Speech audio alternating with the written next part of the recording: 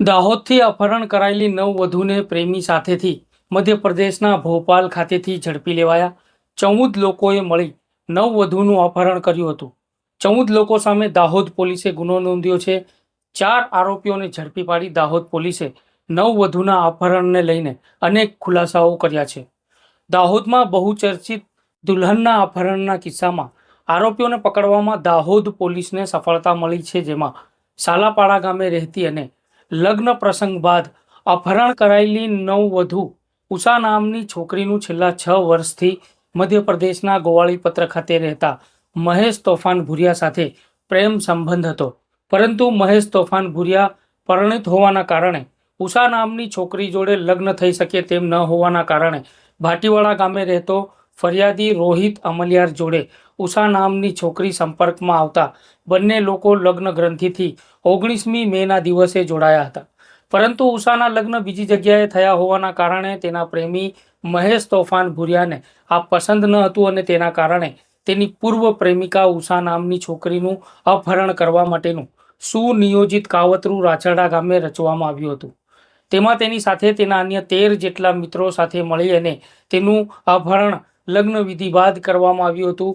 સાલાપાડા ગામે રહેતી ઉષાના લગ્ન ભાટીવાડા ગામે રહેતા રોહિત અમલિયાર જોડે થતા બંનેના સાલાપાડા ગામે વિધિ વિધાન પૂર્વે લગ્ન પ્રસંગ પૂર્ણ થતા નવવધુ દુલ્હનને જાન મારફતે ભાટીવાડા ગામે સાસરી પક્ષમાં લઈ જવાઈ રહી હતી, ત્યારે પહેલેથી જ સુનિયોજિત કાવતરું રચનાર પૂર્વ પ્રેમી મહેશ તોફાન ભુરિયા અને તેના અન્ય 13 જેટલા સાગરીતો નવાગામ નજીક આવેલી ચોકડી નજીક મોટરસાયકલો લઈને આવ્યા હતા, જેમાં દુલ્હનની ગાડી રોકાવી બંદૂકની અણીએ દુલ્હનનું અપહરણ કરી અને અપાચી મોટરસાયકલ પર બેસાડી રાણાપુર ગામે લઈ જવાઈ હતી।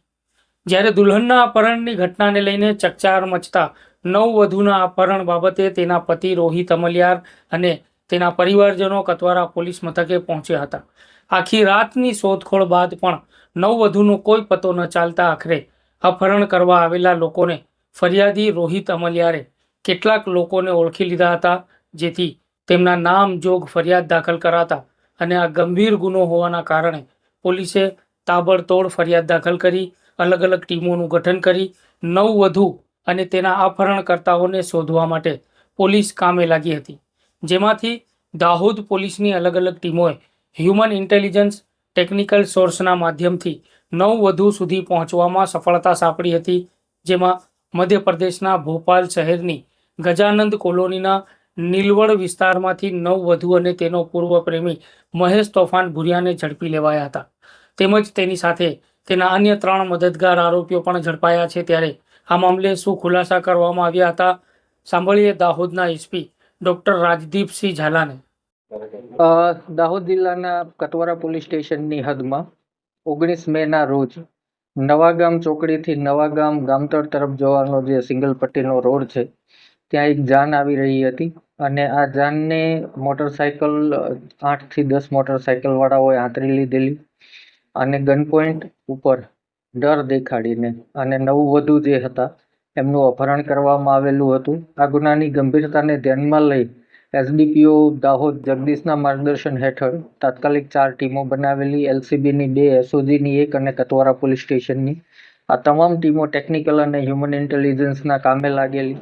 આશરે 200થી વધારે કિલોમીટરના સીસીટીવી આ લોકોએ ચકાસેલા અને તેના આધારે ગઈકાલે બપોરના રોજ ભોપાલના ગજાનંદ કોલોની નીલવડ વિસ્તારમાંથી આ નવવધુને મુક્ત કરાવવામાં દાહોદ જિલ્લા પોલીસને સફળતા મળી છે। આ ગુનાનો મુખ્ય આરોપી મહેશ તોફાન ભુરિયા, જે 6 વર્ષથી આ નવવધુ સાથે સંપર્કમાં હતા અને નવવધુના અન્યત્ર લગ્ન થઈ જતા એના પર ગુસ્સો રાખી આવેશમાં આવી અને એણે આ કૃત્ય કરેલું, જેમાં એની સાથે 14 જેટલા અન્ય આરોપીઓના નામ ખુલવા પામેલ છે। તે પૈકી જીતેન્દ્ર ભાભોર, અંકિત ઉર્ફે રોહિત ઉર્ફે કોહલી, જે મેઘનગર જાબવાનો વતની છે, અને નવલસિંહ ભુરિયા ઉચવાણિયા દાહોદનો વતની છે। આમાં જે અંકિત ઉર્ફે રોહિત ઉર્ફે કોહલીની ધરપકડ કરવામાં આવી ત્યારે એની પાસેથી એક કટ્ટુ દેશી બનાવટની પિસ્તલ પણ બરામદ થઈ છે, જે આ ગુનાના કામે વાપરવામાં આવી હતી ડરાવવા ધમકાવવા માટે। આમ આ રીતે આ ગુનાનો ભેદ ઉકેલાયેલ છે અને જે નવવધુ છે એમને હેમખેમ ઉગારી અને પોલીસ દાહોદ પરત લઈ આવી છે। બહુચર્ચિત દુલ્હન અપહરણ મામલે પૂર્વ પરિણીત પ્રેમી તેની પ્રેમિકાને પામવા માટે અન્ય બીજા યુવક જોડે લગ્ન થતા જોવા માંગતો ન હતો અને તેના કારણે જ સાલાપાડા ગામે રહેતી ઉષાના લગ્ન પ્રસંગ કાર્યક્રમ બાદ સુનિયોજિત કાવતરા બાદ તેના 13 સાગરીતો સાથે મળી અને બોલેરો ગાડીમાંથી દુલ્હનને ઉતારી અપાચી ગાડી પર બેસાડી મહેશ તોફાન ભુરિયા અને તેના સાગરીતો સાથે મળી તેનું અપહરણ કરવામાં આવ્યું હતું। ત્યારે આ મામલે નવવધુ કોર્ટમાં શું જવાબો રજૂ કરે છે તેના ઉપર આ આખી ક્રાઇમની ઘટના ઘેરાયેલી છે। ત્યારે શું આ પૂર્વ પ્રેમી જોડે નવવધુ પણ સુનિયોજિત કાવતરામાં સામેલ હતી કે પછી જોર જબરદસ્તીથી નવવધુનું અપહરણ કરવામાં આવ્યું હતું તે મામલે કોર્ટમાં ખુલાસા થશે। જો કે હાલ તો પોલીસે અપહરણ કરતા 14 લોકો સામે ઇપીકો કલમ હેઠળ 365, 120B, 143 મુજબનો ગુનો નોંધી અન્ય આરોપીઓને પકડવા માટે તજવીજ હાથ ધરાઈ રહી છે। ત્યારે આખા કેસની નજર નવવધુના બયાન ઉપર રહેલી છે। આ પ્રમાણેના સમાજને કલંકિત કરતા બનાવો બંધ થવા જોઈએ। આ પ્રમાણેના કિસ્સાઓમાં કડકમાં કડક સજામાં પ્રાવધાન થાય તેવી વિવિધ સમાજના લોકો માંગ કરી રહ્યા છે। સમાચારમાં હાલ આટલું જ।